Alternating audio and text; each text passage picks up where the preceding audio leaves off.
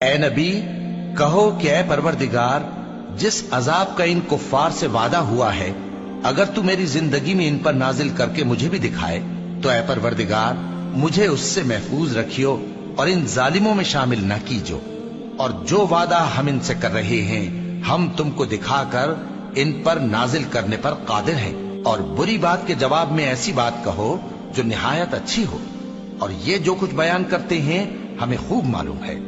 اور کہو کہ اے پروردگار میں شیطانوں کے وسوسوں سے تیری پناہ مانگتا ہوں، اور اے پروردگار اس سے بھی تیری پناہ مانگتا ہوں کہ وہ میرے پاس آ موجود ہوں۔ یہ لوگ اسی طرح غفلت میں رہیں گے یہاں تک کہ جب ان میں سے کسی کے پاس موت آ جائے گی تو کہے گا کہ اے پروردگار مجھے پھر دنیا میں واپس بھیج دے تاکہ میں اس میں جسے چھوڑ آیا ہوں نیک کام کیا کروں۔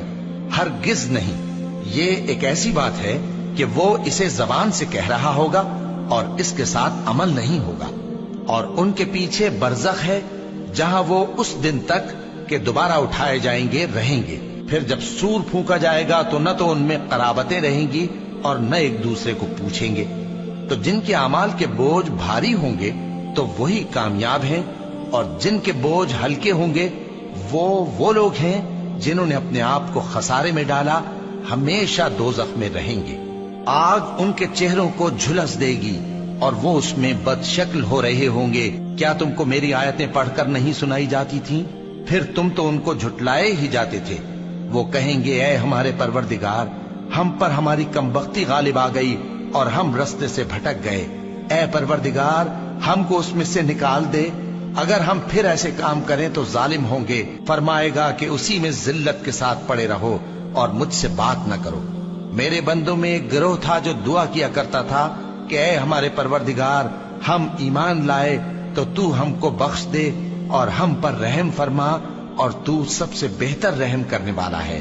تو تم ان سے تمسخر کرتے رہے یہاں تک کہ ان کے پیچھے میری یاد بھی بھول گئے، اور تم ہمیشہ ان سے ہنسی کیا کرتے تھے۔ آج میں نے ان کو ان کے صبر کا بدلہ دیا کہ وہی کامیاب ہو گئے۔ اللہ پوچھے گا کہ تم زمین میں کتنے برس رہے؟ وہ کہیں گے کہ ہم ایک روز یا ایک روز سے بھی کم رہے تھے، شمار کرنے والوں سے پوچھ لیجئے۔ اللہ فرمائے گا کہ وہاں تم بہت ہی کم رہے، کاش تم جانتے ہوتے۔ کیا تم یہ خیال کرتے ہو کہ ہم نے تم کو بے مقصد پیدا کیا ہے اور یہ کہ تم ہماری طرف لوٹ کر نہیں آؤ گے؟ تو اللہ جو سچا بادشاہ ہے اس کی شان اس سے اونچی ہے، اس کے سوا کوئی معبود نہیں، وہی عرش کریم کا مالک ہے۔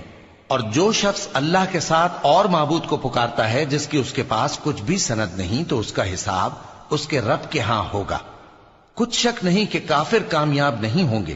اور اللہ سے دعا کرو کہ میرے پروردگار مجھے بخش دے اور مجھ پر رحم کر، اور تو سب سے بہتر رحم فرمانے والا ہے۔